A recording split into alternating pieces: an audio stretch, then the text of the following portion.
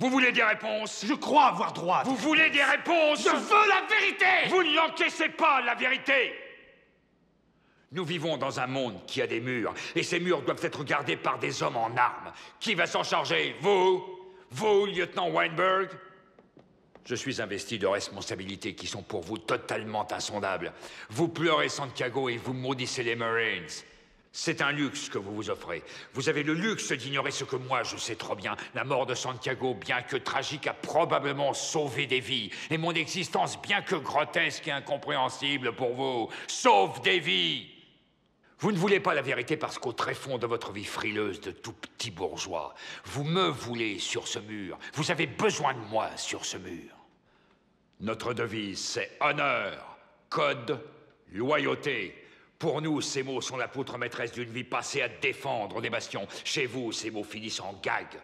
Je n'ai ni le temps ni le désir de m'expliquer devant un homme qui peut se lever et dormir sous la couverture d'une liberté que moi je protège et qui critiquera après coup ma façon de la protéger. J'aurais préféré que vous me disiez merci et que vous passiez votre chemin. Ou alors je vous suggère de prendre une arme et de vous mettre en sentinelle postée. Dans les deux cas, j'en ai rien à foutre, moi, que vous croyiez avoir droit à des réponses. C'est vous l'ordre du code rouge. J'ai fait le boulot C'est qu'on m'a vous envoyé l'ordre du faire. code Et rouge. comment, bon Dieu, oui!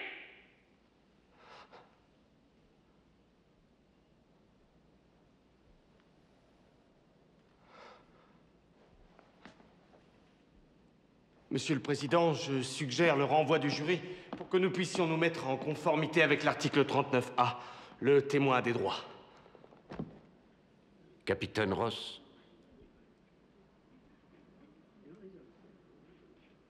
Jack.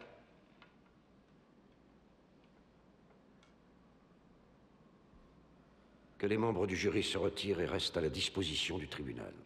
Levez-vous! Mais où on va, là? Mon colonel, qu'est-ce que ça veut dire? J'ai fait mon boulot, moi, et je le referai. Je vais sauter dans un avion et regagner Cuba et ma base. Vous n'allez nulle part, colonel. Police militaire, escortez le colonel. À vos ordres. Capitaine Ross. Mais où on va, là? Colonel Jessup, vous avez le droit de garder le silence. Toute déclaration On m'accuse d'avoir commis un crime. On en est donc là? On m'accuse d'avoir commis un crime? Vous avez le droit de consulter un avocat avant tout interrogatoire. C'est une farce. Le conseil peut être... Ah oui, voilà ce que c'est. C'est une... Tu vas voir, je vais t'arracher les yeux et te pisser dans le crâne, connard! Tu t'es pas payé le bon marine! Colonel Jessup, avez-vous compris les droits que je viens de vous lire?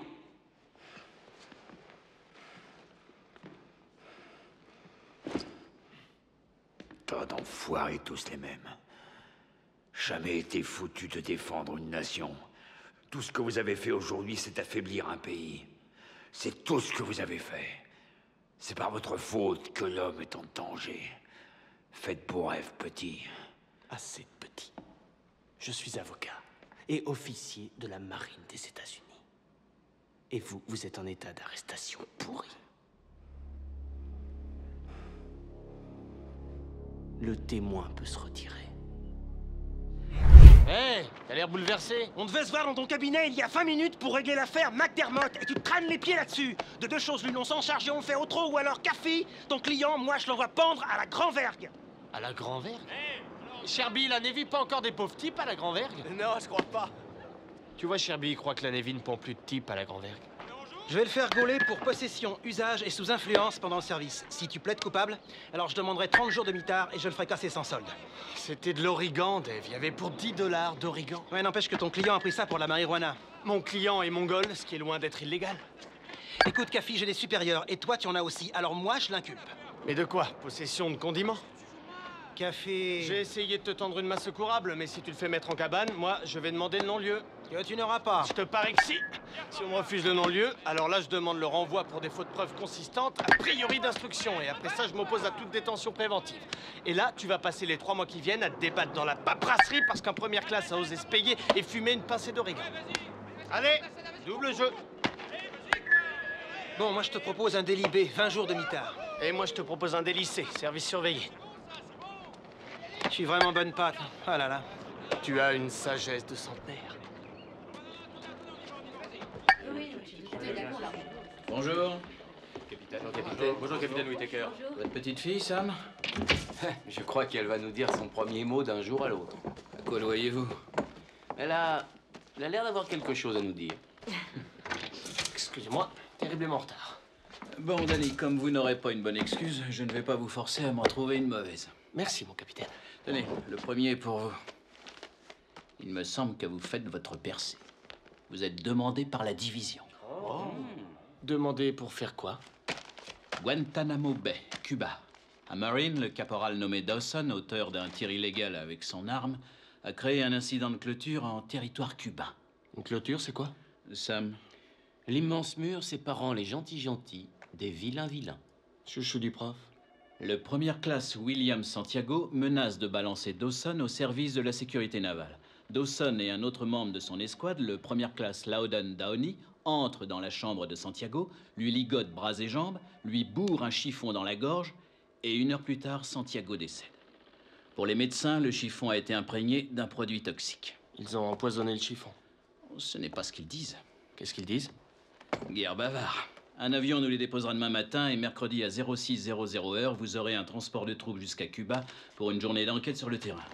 D'ici là, allez voir le lieutenant de vaisseau, Johan Galloway, qui est au pénal naval. Des questions? Le vol pour Cuba, le 0600 heure, c'est le matin, mon capitaine? J'ai cru comprendre que la division tenait à ce que tout soit fait dans les formes. Je vous adjoins un co-avocat. Des volontaires? Non. Sam? Oh, j'ai déjà un tas de paperasse sur mon bureau et une vraie Mettez-vous montagne. avec Café sur l'affaire. Non, à quoi bon? Café aura tout réglé au bout de 4 jours. Vous ferez de l'administratif, des trucs, un petit coup de main, enfin bref. En d'autres termes, je ne serai responsable de rien, en aucune façon. Voilà. Ma tasse de thé. J'aurais qu'à leur donner le code rouge. Monsieur? Assez de monsieur, comme si je demandais si la corvée de latrine était faite. Vous avez entendu, le lieutenant Kendrick vous a-t-il ordonné d'infliger un code rouge à Santiago? Oui, monsieur. C'est vrai? Oui, monsieur.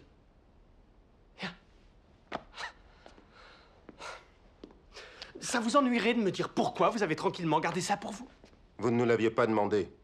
Ce n'est pas en faisant le con avec moi qu'on gagne ma sympathie, caporal. Moi, je serais payé même si pour vous, c'est la prison à vie. Oui, monsieur, ça je le sais déjà, monsieur. Vous me faites chier, Harold! Ça suffit. Repos. Tâchons d'y voir clair. Vous avez été appelé le 6 septembre à 16h pour une réunion de section. Le lieutenant Kendrick dit qu'il vous a clairement donné l'ordre de ne pas toucher physiquement à Santiago. Est-ce que c'est vrai? Répondez-moi avec franchise. Madame, c'est exact. Mais après, les hommes ont eu la permission de retourner dans leur chambre. Ensuite, que s'est-il passé? Le lieutenant Kendrick est venu dans notre chambre, madame. Quand? Environ 5 minutes après la fin du briefing, monsieur. Il devait être 16h20. Et que s'est-il passé? Le lieutenant Kendrick nous a ordonné d'infliger à Santiago un code rouge. Jack! Hey, Jack! J'arrive. Ils en avaient reçu l'ordre. Jack, viens. Qu'est-ce que tu fous? Je reviens. Où tu vas, Jack? Je reviens. Depuis quand saviez-vous pour cet ordre? J'en savais rien. Qui c'est? C'est Joe Galloway, l'avocat de Downey. Elle est ravie de te connaître. Lieutenant, de quoi m'accusez-vous exactement? Depuis quand saviez-vous pour cet Il ordre? ne connaissait pas cet ordre. S'il l'avait passé sous silence, il se serait mis dans son tort en violant le code de déontologie. Il a assez d'ennuis pour ne pas cumuler. Manquerait plus que nos clients plaident non coupables et témoignent publiquement qu'ils ont juste obéi à un ordre. Kendrick a expressément dit à ses hommes de ne pas toucher Santiago. Oui, mais ensuite il est allé voir Dawson et Downey et leur a expressément ordonné le fameux code rouge sur Willy. Ce n'est pas ce que dit Kendrick. Kendrick nous ment. Tu en as la preuve? parole de mes clients. Moi, j'ai 23 Marines qui ne sont pas accusés de meurtre et un lieutenant qui a 4 lettres de chaude recommandation. Pourquoi Markinson est-il en haï? On n'en saura jamais rien. Impossible de faire comparaître Markinson. Tu peux essayer, tu ne le trouveras pas. Tu sais ce que Markinson a fait pendant 17 ans sur 26 de service dans le corps? Du contre-espionnage. Markinson s'est envolé. Il n'y a plus de Markinson. Écoute, Danny. L'étoile de Jessup est en phase ascendante. La division me donnera toute l'attitude pour épargner à Jessup et au corps le moindre grain de sable. L'attitude jusqu'où? Je réduis tout ça à homicide involontaire. 2 ans, ils ressortent au bout de 6 mois. Pas d'arrangement, on va en justice. Joe, pas question. Pourquoi? Vous perdrez. Et Danny le sait. De même que si on va au procès, il faudra que j'aille jusqu'au bout. Ils n'ont pas fini de la prendre, la palanquer. Meurtre avec entente délictueuse et manquement. Même s'il me tient par les couilles maintenant, Danny sait qu'au tribunal, il perdra l'affaire. Vous savez, c'est un avocat de grand talent. Il ne laissera pas condamner ses clients à la prison à vie s'il sait qu'ils peuvent ne tirer que 6 mois.